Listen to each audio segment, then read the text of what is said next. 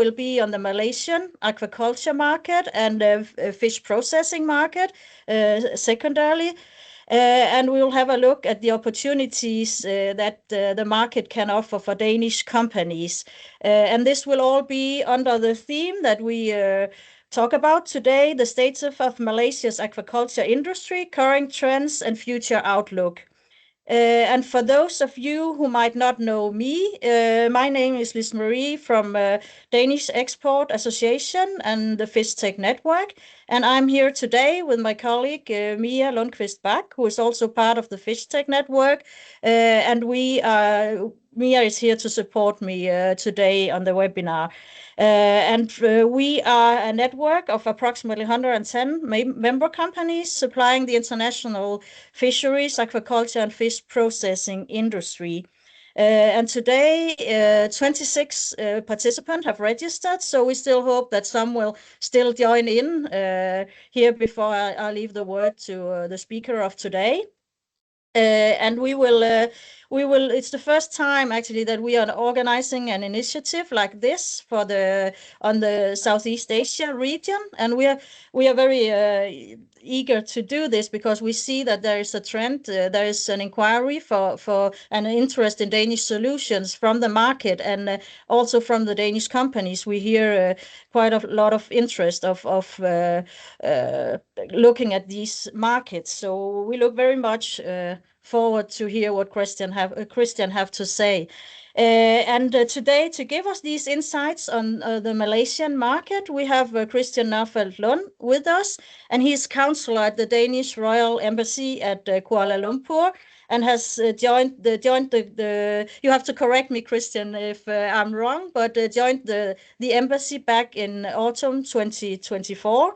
And within the agriculture and the food team. And before that, you have been working a lot with counseling within the segment also. So we'll be happy to give the word to you in a few seconds. Just the last thing from me is a few practicalities on today's webinar. We have assigned 1 hour for the webinar. If we stop before, or we finished before, we will of course call off the webinar. And otherwise, please turn off your cameras and microphone, not to disturb the presenter, unless that you, of course, you have questions to ask. And the webinar is being recorded, and we will send you the recording and the presentation from the webinar after the webinar. So you will receive it all.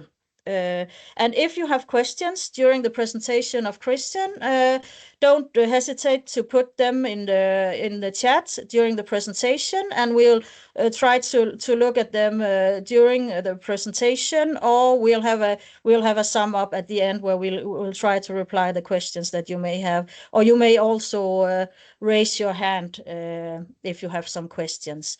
On this, I'll pass over the word to Christian, and thank you very much, Christian, for joining us today and share your insights with us. So please go ahead. Thank you so much, Lise Marie and Mia, for inviting me to this seminar. Hello, everybody. My name is Christian. Yes, I work as a counselor for food, agriculture, and fisheries at the Royal Danish Embassy in KL, Malaysia. I've been doing so since October last year, when we recently reopened the embassy here in Malaysia. But I'll get back to that in a minute. Just before the slideshow, I've tried to keep it as light as possible, just scratching the initial surface of what's going on out here. And obviously, I'm curious to hear your thoughts and inputs. Some of you are already operating in the region. I can see I have fellow Malaysians present here as well. So obviously curious to hear your thoughts about the region in terms of challenges. Are you working in the industry out here already? So just an open invitation to help you in posing questions and reflections for me to bring with me and explore further going forward. But let's see if I can find my presentation, and then let's get going.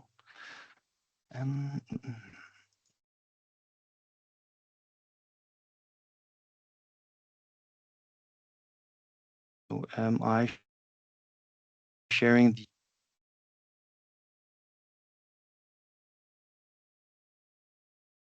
Is it full screen at your end?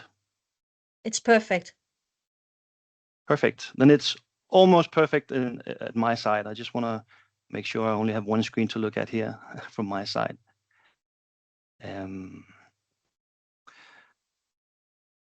Just a few seconds, lots of clicks, then we're ready to go. I think we'll manage. Okay. Yes. Thank you very much for having me. Just to give you a quick introduction. So the embassy here in Kuala Lumpur reopened in August last year after having been closed in 2022. Now we're back in full capacity, and it wasn't due to any diplomatic crisis or anything that we closed down in 2022, but mere a matter of budgetary prioritizations in terms of opening new embassies elsewhere in the world. But I think very quickly realizing that Southeast Asia and Malaysia, with that, of course, is a very important region, not only geopolitically, but especially also for Danish companies that have their presence out here and a lot of activities. So really quickly realizing that maybe we should reopen. So we did that in August last year. I'm not going to do a big in-flight on the vast opportunities in Malaysia, crossing a lot of sectors, a lot of nice inputs. I can get into some of those numbers later on, but just letting you know that within the Trade Council, the Foreign Ministry, we're working with 5 strategic sectors in the region, obviously different. And it differs from market to market. But here in Malaysia, we're primarily focusing not exclusively, but focusing on 2 overall sectors. One being food and agriculture, where I'm a councillor for. That's my main focus area. And then within energy and water and environment, the whole green transition in that respect. Just to let you know that this year and going forward, the Trade Council as a whole is doing a strategic deep dive into the fisheries and agricultural sector here in Southeast Asia. So not just covering Malaysia, but the region more broadly as a whole, because we can see there's a growing interest, and there are some interesting movements in the market that's worth looking into. So from our side, we're putting more emphasis on this industry and building cooperation between stakeholders, both home and abroad. And we are coming a strong team from across the board to the Danfish International Conference in Aalborg in October. So there'll be plenty of opportunities to follow up on that. In terms of food and agriculture, Denmark has an MOU on agricultural cooperation with Malaysia, and I've had so since 2016. So there's a close collaboration with authorities back home and here, which gives a unique access in terms of what are the priorities going forward for that. I know since a lot of you are working within the water technology sector as more broadly, I just wanted to let you know that this is one of our focus sectors as well at the embassy across the value chain, but right now looking very much into non-revenue water issues, smart metering, and so on. But I won't dive into that. I just wanted to let you know, because I can see many of you are working in and around that space. But let me dive into it. Those of you who are Danish will understand the reference. Those of my fellow Malaysian comrades, you'll understand the analogy in a minute. But what I mean here is I compare, I would say Kuala Lumpur is, and Malaysia is to Southeast Asia, what Svendborg is for Denmark. At least when it comes to food products. And what I mean by that is whenever companies or supermarket chains wants to launch a new product in Denmark, to figure out whether it's worth giving some shelf time for these products, they typically go to Svendborg to test that out. And they do that because it's centrally located in Denmark. It's a provincial town with all that follows along. But at the same time, an old cultural elite moved to Svendborg. So there's still this aspiration towards new trends and tendencies coming out of Copenhagen and elsewhere. So in short, to test whether you can scale a product or not through the supermarket chains, they usually test it in Svendborg. And if it works in Svendborg, they'll make it anywhere. And that's the similar traits I see here in Malaysia and in Malaysia in terms of Southeast Asia. And the reason being that obviously it's smack centered in the middle of the region with the good outreach. There's a cultural diverse community covering a lot of different nationality, ethnicities. Just to browse a bit on it, 70% of the population is Malay or indigenous. We have a 23%-ish of ethnic Chinese Malay, and then we have ethnic Indians around 7%. So it's really a multicultural society with all that all what that entails, covering all the different trends and preferences. Finally, the education level is high, the English proficiency also, which makes it very interesting for a lot of companies to position themselves in Malaysia in terms of covering the rest of the region. So if not selling the products as such, using Malaysia as their regional outreach. And quite a lot of companies have done so. I'm not going to go through all of them, but just to let you know that around 100 Danish companies are present and having operations in Malaysia today in various forms, and I've deliberately excluded any one of you that are present here today. But just to give you some examples, it comes in many varieties. Whether it's production for regional outreach, like Carlsberg, who's been here for 55 years, the first fully owned Carlsberg brewery outside of Valby, Copenhagen. You have Koro that produces juice for the whole region.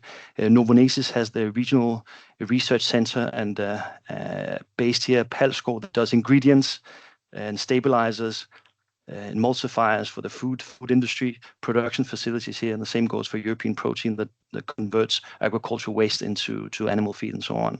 And then you have the more branded products that are not produced here but have their regional offices for the whole APAC region. And then finally, just different exporting products, just to give you a sense of a variety of the companies that are here.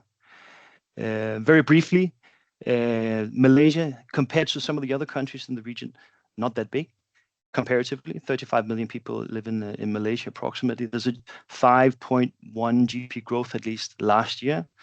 Not expecting the same growth rate this year, but I think that's a common thing across the board as things are at the moment. A very high urbanization rate. Right now it's around 78%. KL alone, around 8 million people living here. And the projections are that we'll probably reach 83% or something by 2040. So a lot of things are happening in this respect. Second highest GDP per capita in the region, second only to Singapore. Singapore is a lot higher than this, but compared to the other regions, the GDP per capita is high, and economic projections show that Malaysia will most likely reach the status as a high-income economy by the next 3 to 5 years. So a lot of interesting things are happening at the moment. That being said, food and agriculture is very important for Denmark in terms of exports. Around 40% of exports to Malaysia is food-based, food-related, covering everything from dairy products to pork products to ingredients and so on. Let alone not mentioning in these numbers the know-how and the technologies and that follows along, that's supporting that whole value chain that some of you are providing into that. So it's a big chunk of the exports that's going on in Malaysia in more broads. Just in overall numbers, there are some things that are changing here. The whole ready-to-eat market is really booming. Along with that, online growth delivery. The growth in food consumption in general is steady and has a positive impact in terms of demand for seafood products that I'll get into in a minute. The numbers of high-end supermarkets are highly concentrated, at least here in KL and elsewhere.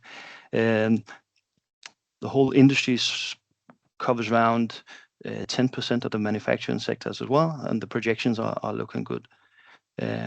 And then it covers the whole range. So you have everything from the wet markets to the high-end supermarkets to the really fancy restaurants that are looking for the new high-end ingredients and raw materials and products. Just to sum it up, things that you need to be mindful of when operating in Malaysia. Obviously, being a predominantly Muslim country, a lot of focus on halal certification, halal products. Malaysia prides itself for being at the forefront of halal certification schemes. So it's an important thing. As I mentioned before, there is a 30% minority that's not Muslim, so a lot of avenues for selling products in that spectrum as well. But it is something that's worth being mindful about. And I think especially in the way that things are moving within aquaculture and fisheries at the moment, where wild catch and captured fish normally considered, or they are considered natural and therefore not obligated to do halal certifications, but as we see a growing focus on the aquaculture industry and the different feed input challenges the halal principles, moving towards into processing and so on. So there's an increased focus on that. There are differentiating rules depending on where you are. These 11%, just an example of. For instance, within the alcoholic beverages, you can sell the low alcohol and the high alcohol, but the mid range is not allowed to be imported. There are some movements here, but there are some rules and regulations that can sometimes be a bit difficult to navigate in. But it's the way of operating out here in a country like this. Also, that being said, goes for the sector as a whole. The overall requirements set out by the federal government based in Putrajaya, just south of KL here at the peninsula of Malaya, but regions like Sabah or Sarawak on eastern Borneo have some sort of independence in terms of setting their own rules and regulations. So exporting specific products can either be more difficult or more easy to get market access in some of the other states than it might be in the peninsula. But we can have a chat on that going forward. And then just also sometimes in terms of labeling, we've had companies that have used labeling in Europe where palm oil-free products is a plus, but can create a political turmoil out here. So understanding the different aspects that's going on, I think Malaysia is doing quite well in terms of having certification schemes towards more sustainable palm oil production. But it has been an issue for many years, and going towards a positive aspect at the moment is that the free trade agreement between Malaysia and Europe is being restarted with formal talks here just before summer, and then a second round by the end of the year. And the reason why I'm mentioning this in connection with the palm oil is because the negotiations started in 2010 and then suspended in 2012. The main conflict being some of the EU regulations on deforestation of commodities, one of which palm oil is one of them. But there are interesting movements at the moment. So where others are putting up tariffs, at least they're talking and discussions here about removing some of them. So it's going to be interesting to see how swiftly that can be moved forward.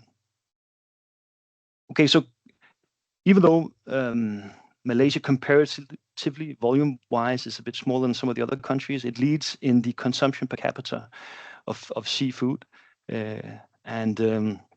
Here it's around figures are it depending on who you talk to, but around approximately these numbers show. So the high income per capita, or high consumption per capita.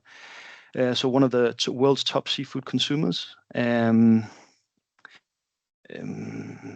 So just and you see the amounts that seafood has in the protein intake comparatively to some of the other sources of protein and meat. Is quite high compared to the rest of the region, and is one of the world's 14 largest fish producer in that matter. And that's not only domestic food, but imported seafood. I'll go just briefly on the seafood trade before diving a bit more deep into the aquaculture as such. So it's approximately that the seafood exports is approximately almost $1 billion US, mostly focusing on high value species and for exports. So there's a shift towards shrimps specifically, and the markets that are, and dried seaweed, and the most important markets for Malaysia at the moment are other Asian countries. Obviously, neighboring country like Singapore is an important partner, but also China with the trade ties and cultural ties that lie in between there, and South Korea as the main markets. There is a growing processing sector, expanding the need for capacity within cold storage, packaging facilities, logistics and quality control measures. It's something that that's being focused on in order to be able to service that sector going forward. Obviously, there is the high intake or consumption of seafood, and Malaysia is not able to accommodate the whole self-sufficiency levels that requires. So there's a great deal of import and processing in that respect as well. Feel free to chip in if you have any thoughts or comments as we move along. Yeah.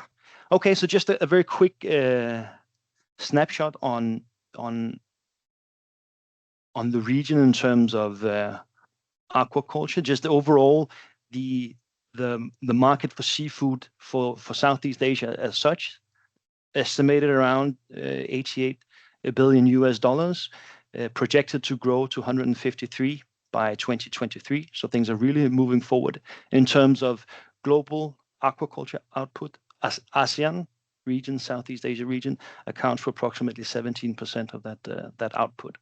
So a lot of interesting things. If I should tell some dynamics, at least how it maybe also affects Malaysia.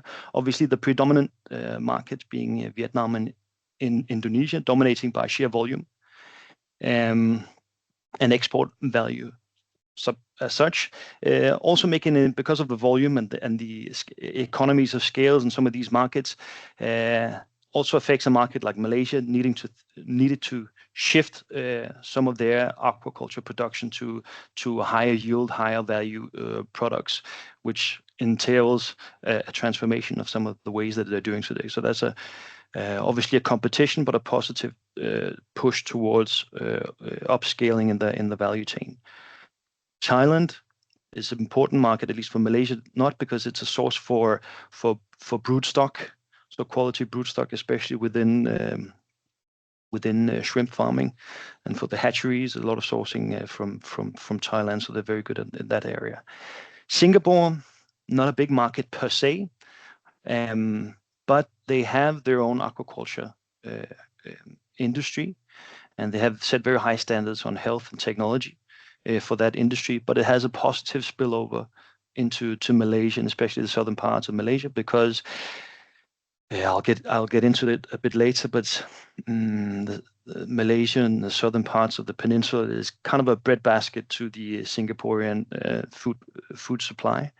So the spillovers in terms of quality concerns and health regulations and standards has a spillover to the Malaysian industry. And the Malaysia's positioned themselves in the midst of all this with ambitions for growth and creating a more sustainable transition within the whole industry, within the whole industry, which has been a low-tech industry for many years, but a lot of interesting things are happening these years. Yeah. So wanting to become a bigger fish in the aquaculture pond, right now the value of the sector is approximately 7 billion Danish crowns. But compared to last year or the year before, 2022, those are the latest figures that I got from the Department of Fisheries. They're still pulling last year's figures together. Yeah, so there's a 27% increase in value per ton of the output. So even though the overall output has maybe decreased a little bit because of stagnating wild catch inputs, the value of the products that are being produced and sold and processed is increasing, indicating some changes in the industry. Approximately 30% of the national fish supply comes from aquaculture. The rest is capture fish. And right now, the total aquaculture production is around 500,000 tons. Yeah. So the division between capture fish and the aquaculture fish is 70-30 as the moment, but there is clear indications the wild fish catch, that was a tongue twister, is plateauing, meaning there's a need to think differently in the sector. So it's a strategic focus because of food security and ensuring supply to the increasing demand in the market. And here, aquaculture is just the way going forward. Obviously, certain species of fish, the shrimp and local breeds and so on are very key for this transformation. And the seaweed farming is also something that's really booming at the moment. The overall ambition is to increase the overall output or production to 40% of Malaysia's fish production to come from aquaculture within the next 5 years, or ideally before 2030. That's how it is at the moment. So obviously the sector is scattered all over the place, but you could narrow it down to a couple of interesting hubs. That being Sabah, which is on the farmost right dot on the slide on the eastern part of East Malaysia. I think around more than 50% of the aquaculture production is based in the Sabah region. But we see other interesting locations such as Penang in the western part of the peninsula, especially close proximity to processing facilities. More of the indoor inland aquaculture transformations are happening there as well. And then to the south, with the close proximity to Singapore and in the region of Johor, there are a lot of interesting aspects going on. So I would say, without being too rigid, these are some of the geographical areas where things are really pushing forward. So there's the 40% by 2030 push for this aquaculture to increase, increasing yield, and the ambition is to reach that from 500,000 to 610,000 by 2030. Hopefully that's the political focus in order to secure that.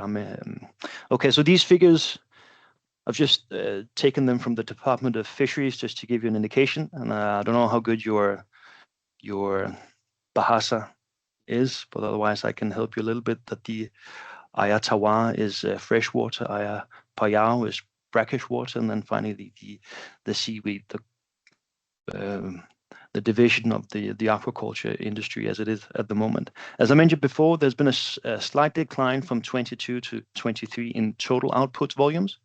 However, the value has increased from 4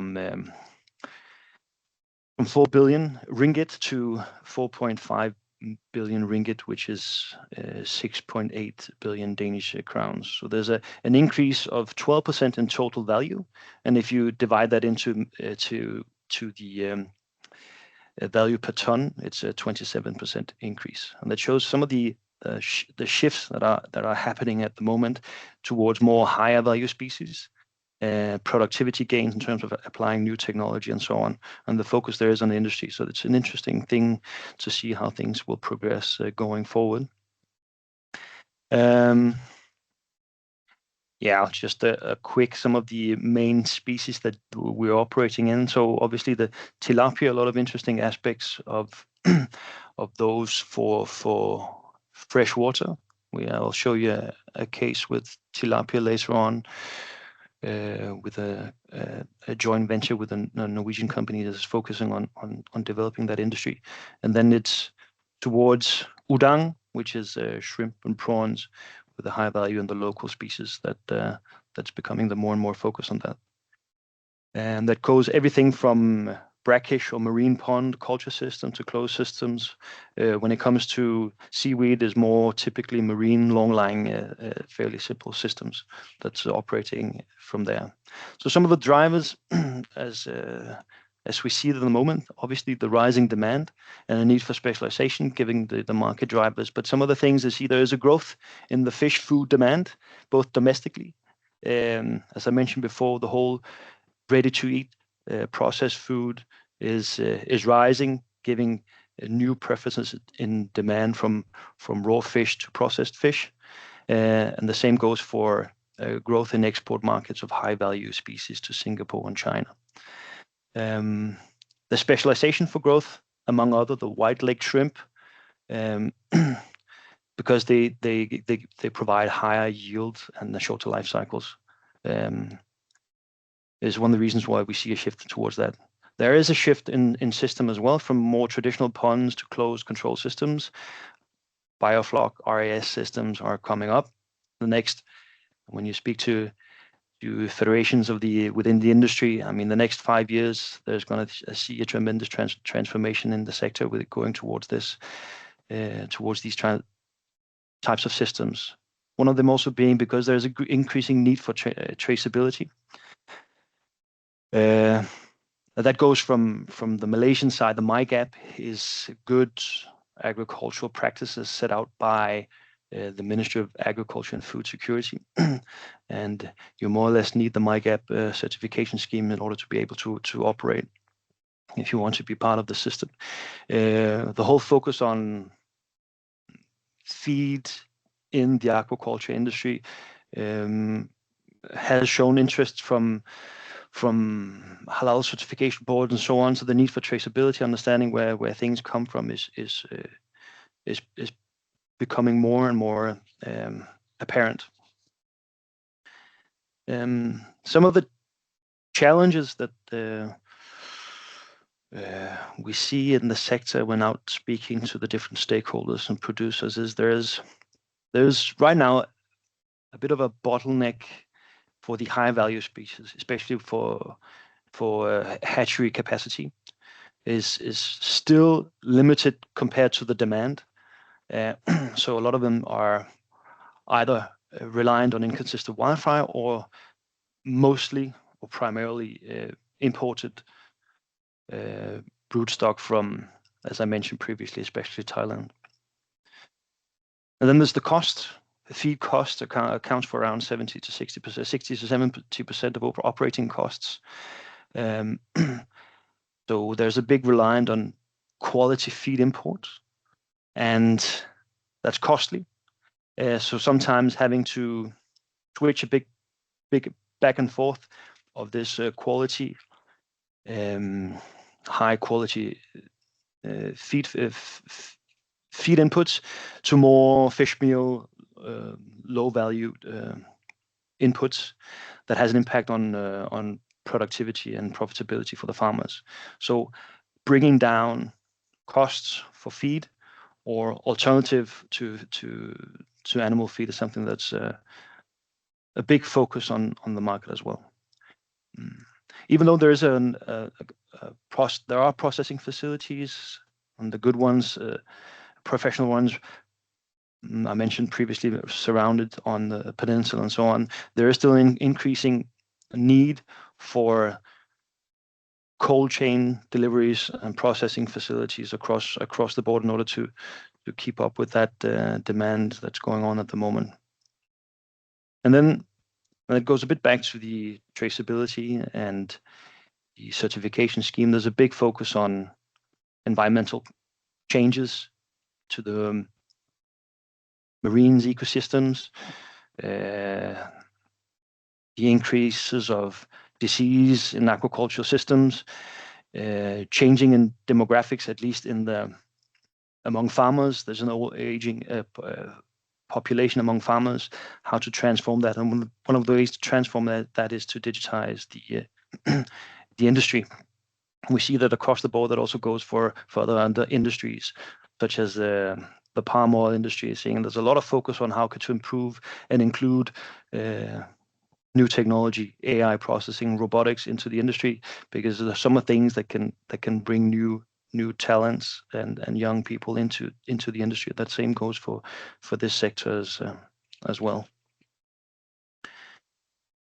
Yeah, so obviously just speaking to the industry, going out, watching what's happening on the ground, you get a lot of inputs and insights, and I'm curious to hear your thoughts maybe in the comment section or elsewhere, because what we hear is, well, there's a big potential for Malaysia to become like the center for excellence with technology and knowledge, especially within breeding and genetics.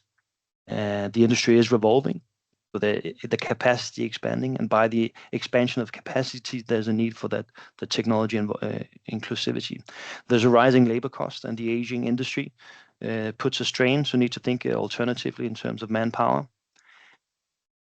There is a knowledge of Danish technology solutions, but it's also an understanding that many of these systems maybe or maybe not need an adaptation to local know-how in terms of operating this, maybe not. And perhaps there's a lot of advanced Chinese technology, not only in the fisheries and aquaculture space, but that goes across the agricultural space, processing and manufacturing. How does Danish technology differ from some of the advanced Chinese technology?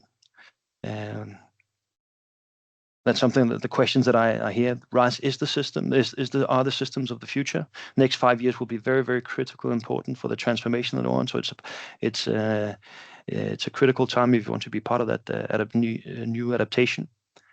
Increasing focus on high quality exports, primarily to Taiwan, China, Korea, Singapore. I forgot to mention on this one. And the government is very well aware of this. There are some policies and frameworks being put in place, such as industrial zones, youth training programs, and so on, to include them. But I'm curious to hear whether the ones, first of all, if you're already operating in the industry out here, or whether you have some thoughts on inputs on this. Let me just 1 second.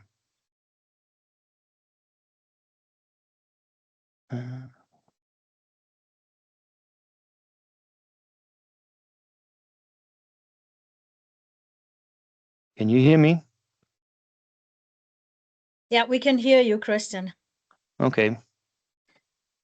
And are you still seeing my slides? Yeah, but it's not shown as a slideshow right now. No, I know.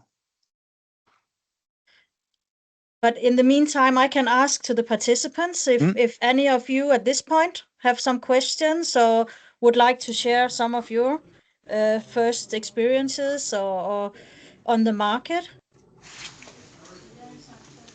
Remy, you have a question? Yes, thank you. Thank you, Christian, for the very thorough presentations. I'm not an expert at all in the Malaysian market in aquaculture.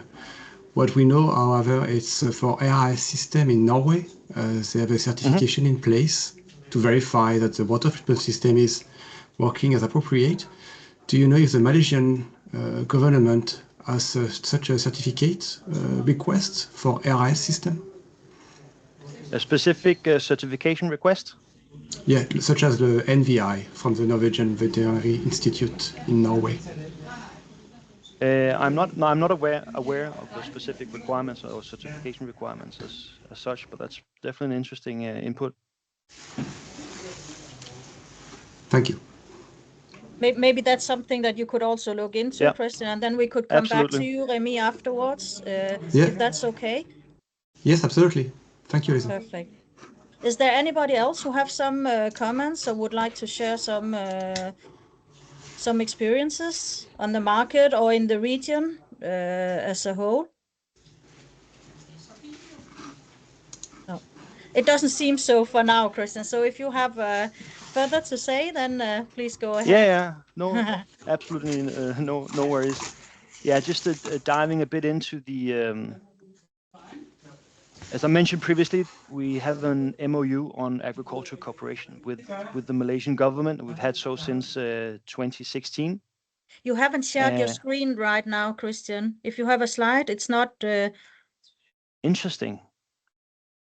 Because it's showing on my... Let me We see it. Okay, it's only me then. Sorry. Okay. Just go ahead. Okay. All right. Yeah, so I hope you can see it.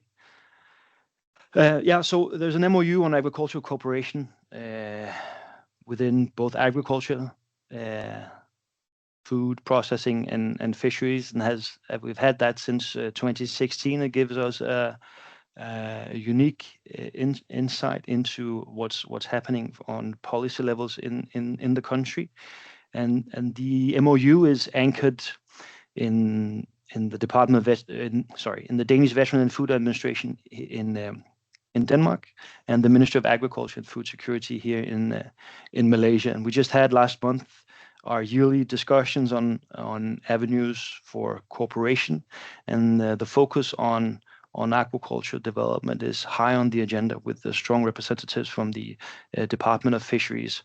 So it's just to let you know that this is the time to utilize that focus on that industry for the industry. But just to let you know, there are obviously different priorities from the Ministry of Agriculture and Food Security. I'll leave crops and livestock for another presentation another day. But just to let you know, the aquaculture and fisheries is high on the agenda. Some of the things that they're looking at, they've made a long policy framework and action plan on how to move forward in the industry. And there are different priorities. Obviously, the productivity increase of the aquaculture sector, encourage larger technology adaptation in order to scale up the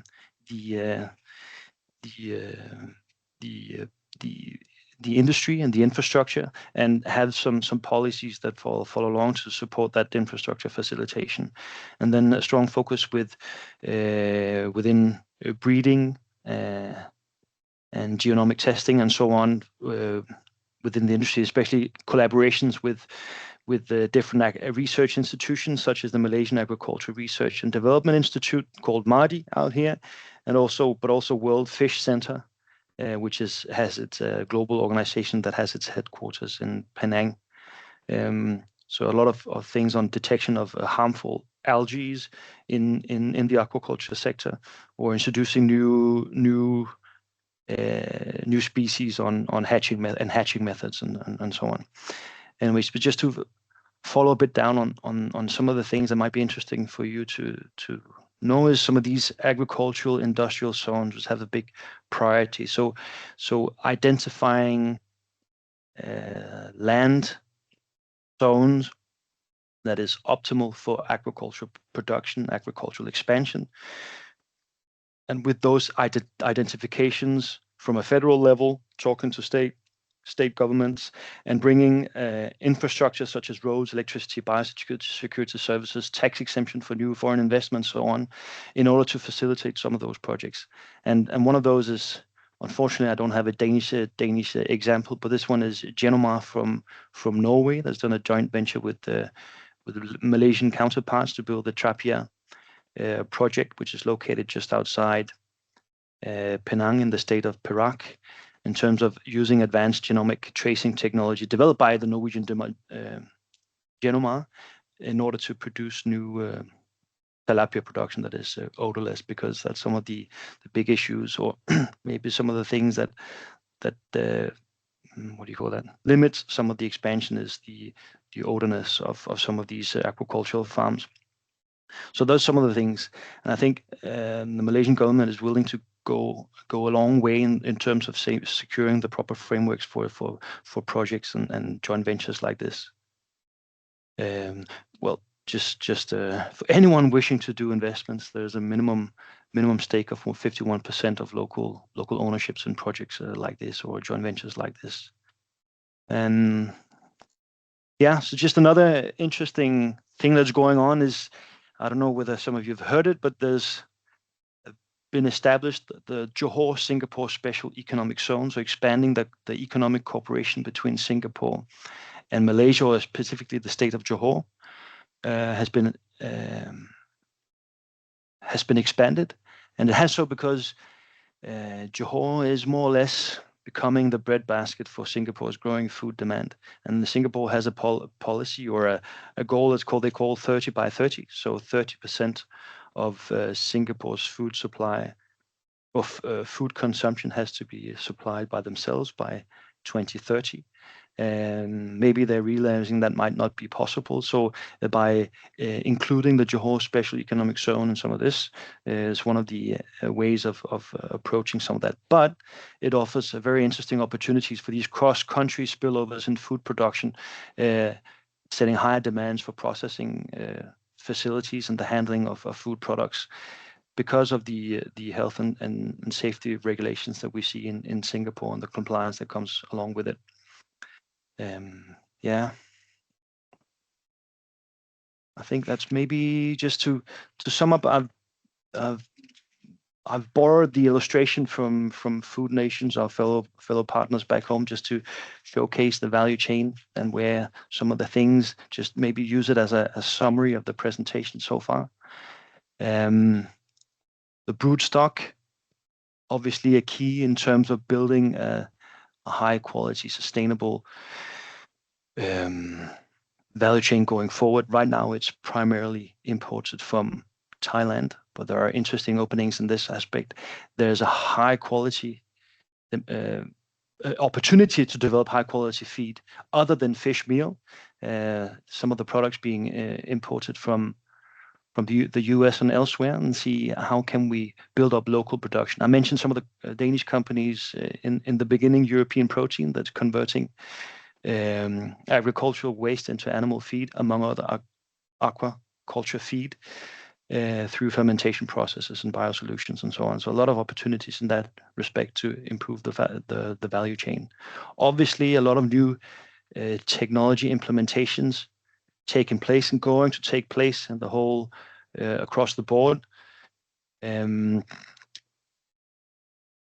disease outbreaks, strains on environmental systems and so on, gives a strong need for able to provide water quality censoring systems and so on in the system. Building more closed loop systems is in the focus at the moment. There is an increasing use or need for aquaculture processing, but still a lot of potential, I would say, and room for improvement in terms of the whole cold chain packaging and processing part of the value chain. And then just finally, what's driving everything is a really high-paced growth we see in the regional market for food and seafood products in general. That would be the sum up of what I've been trying to address in the presentation for now. So just if there are 3 takeaways you should take from this presentation going forward, it was that Malaysia and Kuala Lumpur is like Svendborg, best place to be ever. 40% pops up along the way. Aquaculture growth is big on the focus. The market volumes are rising in these figures, and we're always there in yellow boots, going out, understanding how the market looks like and what's going on forward. So if you ever need us, feel free to reach out. I think that was the overall inputs of the presentation. So I just wanted to say thank you. Let me know if you have any thoughts or anything. Thank you very much, Christian, for a very interesting and thorough taking us through the opportunities and the potential that could be for the Danish companies. And of course, maybe not without challenges, but it's very interesting, and we can understand that the potential is there. So still, if any of you have questions, then it's your chance to ask the questions to Christian now. Or also, it would be great if any of you would share if you have made any business already in the region. It could be interesting to hear about.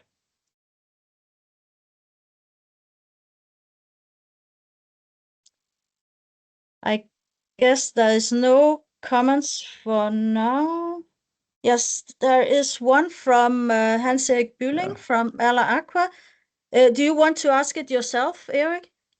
Hans-Erik? Sure, can do that, yeah. Yeah. Thank you, Christian. Just to know, is the import tax on feed into Malaysia? There is some, but the exact numbers I can find to you right after this seminar. I can't remember the exact percentages. No. The number is 2305 9040, I think. But you better check. Wow. Yeah. So the code, the HS code you were mentioning, or? Yeah. Yeah. I can send you. I send the code afterwards. Yeah, please do. I'll follow up immediately after the meeting. Yeah. Thanks. Perfect. Thank you very much. Any other questions or comments before we'll be rounding off today? It has been very interesting. Perfect. Henning, you have a question? The word is yours. Yes, thank you. This is not a question. Thank you, Christian, for an excellent presentation. I just want to introduce myself. I'm Henning Høj Nygaard. I'm the team leader for the food, agriculture, and fishery team in Southeast Asia. I just want to add on to the presentation by Christian that we are prioritizing the aquaculture and fishery sector in the entire region. We have just planned a study visit together with FishTech in Denmark, and we are also trying to dig into the different markets in the region, and we are very pleased to come back to you on further market information when they are already in close cooperation with FishTech in Denmark. Thank you. Thank you very much, Henning, for adding this comment, and for sure we can see this growing interest also, and when there is some concrete, we see any concrete openings and business opportunities for the Danish companies, we will for sure looking into possible initiatives that we can grab. So thank you very much. Yeah. Any other questions before rounding off? I can round up on my behalf if that's perfect. Thank you, if that's Christian. okay. Yeah, definitely. Thank you. Yeah, I think I touched upon the regional focus that we have in the beginning. So just to let you know that we're very much focusing on this region on this industry going forward throughout the region. Just in the very near future going forward, if it is obviously following up this seminar. I mean, if there are any wishes individually in terms of following up in a call or an online meeting, just feel free to reach out. I'll be happy to do that and do a small write-up of some of the things that we've been talking. Personally, I'll be in Denmark by the last week of June. So thinking of jumping into the car, so be more than happy to drive around throughout the country if you see that's an opportunity. And then, as Henning said, we are back in October with a full-fledged team as part of some of the fish conferences and the study tour that we're doing there. So there's just an open invitation to please feel free to reach out if there's anything we can help you with and discuss with you. Perfect. No strings attached. Thank you very much for this very good introduction to the market. And as you mentioned in the beginning, we are just scratching the surface. So it was a great start. So, and to everybody joining in today, thank you very much. And as we mentioned, we'll be sending out the information and the recording after the meeting. But I can see, Dennis, you have a closing remark? But you just answered it, because I was just going to ask if Christian was able to share the presentation, maybe. We will definitely do that, share the presentation as well as the recording of the webinar. So you'll receive that hopefully before the end of the day today. So thank you. Perfect. Thank you very much to all of you, and wishing you all a very nice day. Bye. Thank you. Thank you so much. See Thanks. you. Bye.